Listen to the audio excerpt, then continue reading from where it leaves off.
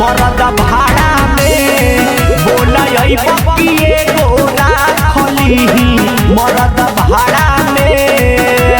अजय राजा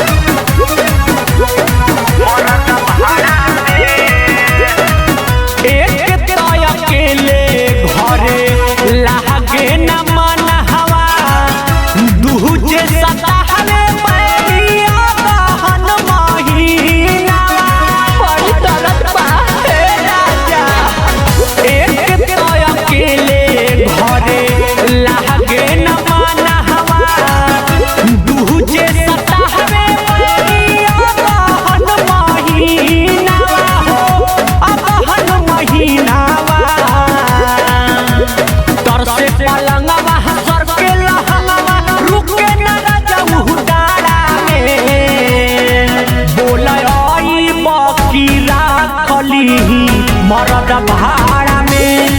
बोला बकिए गोरा खली मरद भाड़ा में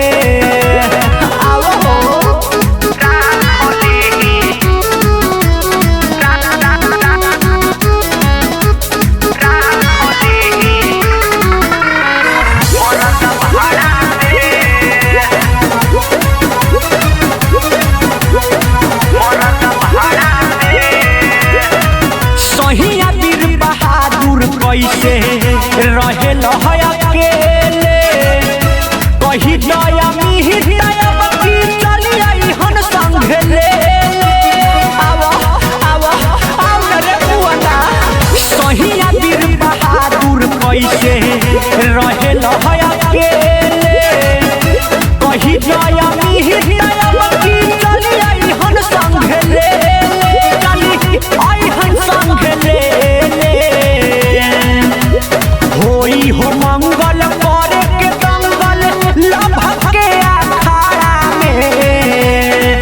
बोला बकी राखली मरद भाड़ा में